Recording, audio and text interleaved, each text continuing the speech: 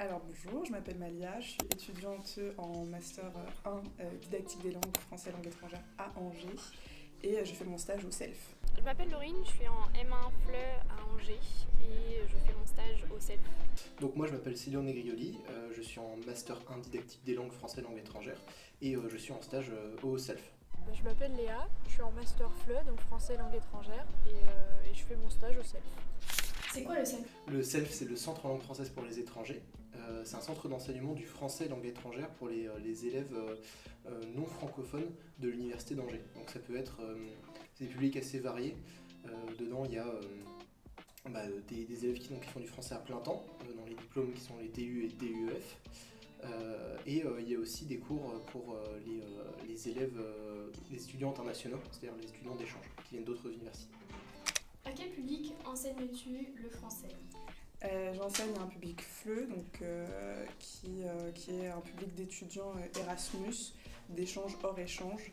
Il y a aussi des professeurs, j'ai 2 professeurs dans ma classe, et des doctorants, etc. Je donne des cours à des étudiants principalement internationaux qui sont en Erasmus de niveau B1+. Au premier semestre, j'enseignais à un groupe de niveau B2 et là, au second semestre, c'est un groupe de niveau A2, donc des niveaux très différents. Donc moi j'ai des apprenants qui ont entre 18 et 50 ans. Globalement, en fait, ce sont des gens qui ont déjà un diplôme souvent et en fait qui viennent ici pour passer le DUF, donc c'est un diplôme d'études en France, diplôme universitaire d'études françaises. Et une fois qu'ils auront obtenu ce diplôme-là, ils cherchent à aller à l'université en France. Est-ce que tu donnes des cours en autonomie ou en co-animation ? Je suis en co-animation, j'ai un binôme. En co-animation, donc je suis en binôme avec Maëva Boisseau et on conçoit les cours et on les anime tous les deux, tout le temps. Je donne des cours en co-animation, j'ai un binôme. Moi je suis toute seule. Quelles sont tes missions principales en stage ?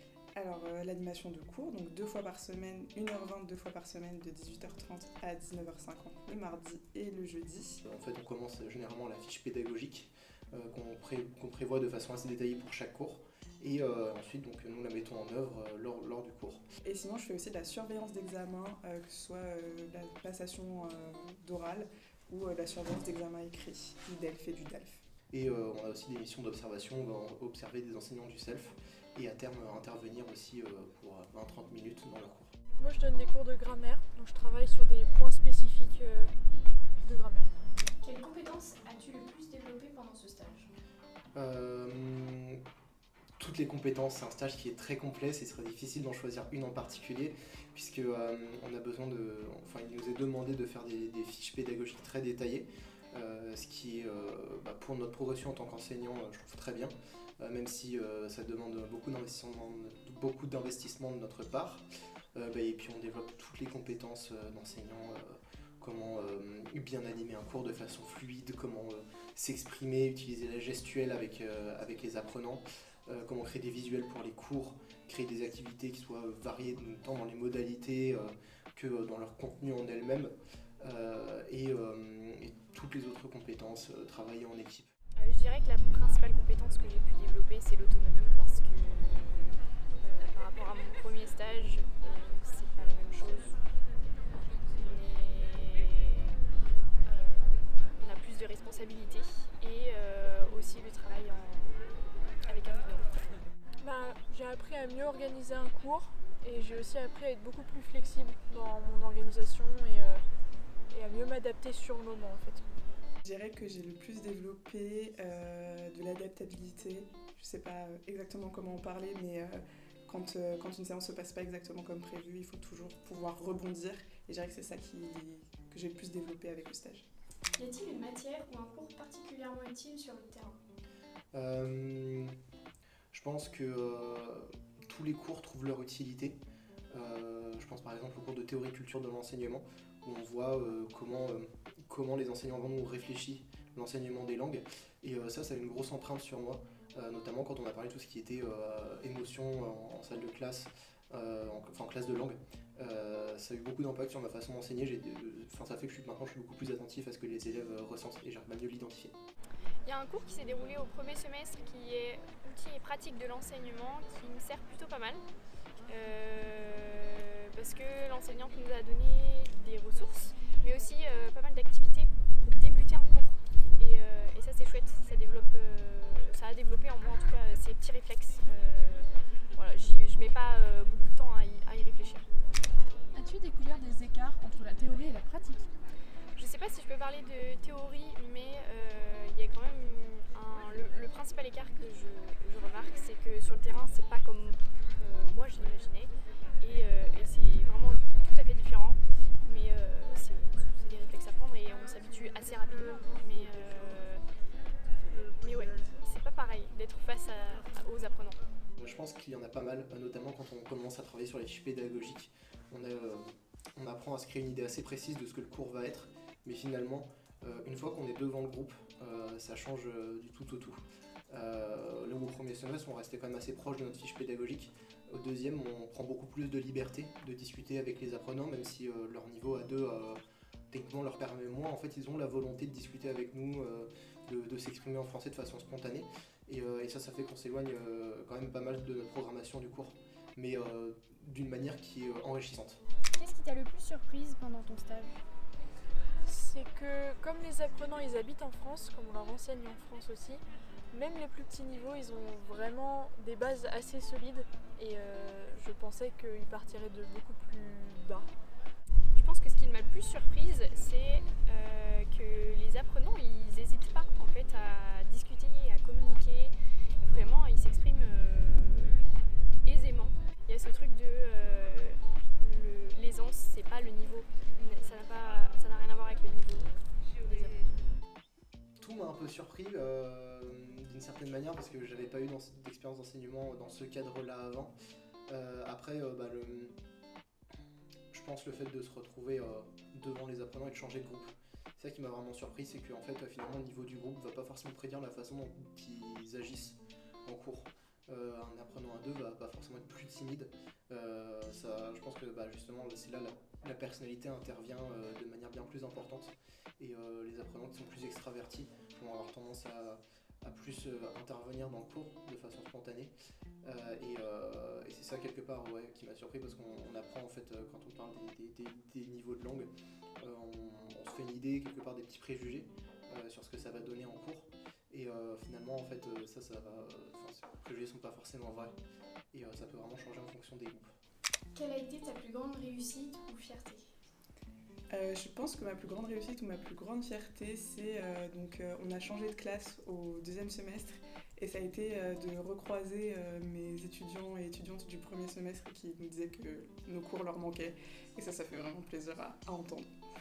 Je pense que comme d'un cours à l'autre, parfois on peut pas savoir à l'avance combien il va y avoir d'apprenants parce que j'ai certains cours qui fonctionnent avec un système d'inscription par exemple. Ma plus grande fierté, ça doit être d'avoir appris à gérer une classe de 5 ou une classe de 40. Je pense que c'était un cours avec le groupe B2 où j'avais créé une activité qui avait pris toute la séance où ils devaient créer leur restaurant et après le présenter à leurs camarades qui à la fin votent pour le restaurant dans lequel ils ont le plus envie d'investir. Donc c'était des idées de restaurants assez innovantes et c'était très réussi parce qu'il y a eu des idées vraiment très différentes les unes des autres suivant les groupes. Ils ont été très investis. Et ils ont beaucoup interagi, beaucoup parlé en français pendant le cours. Et ça m'a vraiment énormément fait plaisir quand on crée une activité, qu'on n'a pas forcément confiance en cette activité, surtout quand on est jeune enseignant. Et de voir que l'activité marche, ça provoque un sentiment de réussite et de bonheur qui est super. Et ta plus grande difficulté? Je pense que c'est d'accepter qu'on a un temps limité pour donner cours et que parfois je peux pas expliquer tout ce que j'ai envie d'expliquer et j'ai pas forcément le temps de répondre à toutes les questions qui me sont posées, donc faire des choix, je trouve ça assez difficile. Je pense que c'est toujours mettre au point les activités. Certaines fois on n'est pas inspiré par le thème ou les notions communicatives ou linguistiques qui sont abordées et des fois il faut les faire correspondre et c'est pas forcément ce qu'il y a de plus facile. Est-ce que ce stage a confirmé ton projet pro? Alors j'ai eu la chance de faire un premier stage en IPE2A et donc avec des collégiens. Donc ce stage là au SELF, ça m'a confirmé que je souhaitais travailler avec des apprenants plus âgés, donc des adultes. Par rapport au niveau, je sais pas encore parce que j'aimerais découvrir. Franchement, oui, je m'attendais pas à ce que ça me plaise autant. Et au début, c'est toujours compliqué parce qu'on a peur des choses qu'on ne sait pas faire. Mais maintenant que je suis lancée et que je suis dedans, ça me plaît vraiment et je me dis que c'est ce que je veux faire après. Oui, quelque part, oui. Je sais que le public universitaire, le français objectif universitaire, c'est quelque chose que j'apprécie et que je pense continuer, si possible, à travailler dans le milieu universitaire, même si j'aimerais bien voir d'autres publics aussi à côté. Comme j'avais fait un assistanat l'année dernière, c'était ça qui m'avait vraiment confirmé dans l'idée que je voulais enseigner. Mais ce stage-là, il m'a confirmé le public avec lequel j'aimerais bien travailler, donc vraiment plutôt les adultes. Si tu devais résumer ton stage en un mot. Formateur. Formateur. Adaptabilité. Niveau, parce qu'il y a un grand niveau qui est attendu. Que dirais-tu à une future étudiante de M1 FLE? Vas-y, fais-toi confiance, parce que tu peux réussir, et même si tu penses pas avoir ce qu'il faut pour faire le master ou faire le stage, tu auras toujours de toute façon tes collègues à côté de toi pour t'aider, pour t'inspirer, pour créer des activités, créer des séances, et vraiment, vas-y, lance-toi. Je lui dirais de s'accrocher. Non, oui, je lui dirais de s'accrocher, mais et aussi de voir, de vraiment ouvrir, de s'ouvrir quoi, parce que des fois on est tellement sûr de comment on veut enseigner, de comment on veut faire passer un message, etc. Mais en fait, en face, il est peut-être pas reçu comme on aimerait qu'il soit reçu, donc il faut vraiment d'ouvrir son champ de vision, quoi. Fonce, tu vas découvrir tout un tas de choses. Tu auras vraiment une grande liberté, je pense, donc vas-y. Une dernière question, aurais-tu un conseil pour bien choisir son stage? Alors, je vais éviter le truc bateau de prends ton temps pour y réfléchir parce que c'est pas ce qu'on a fait du tout.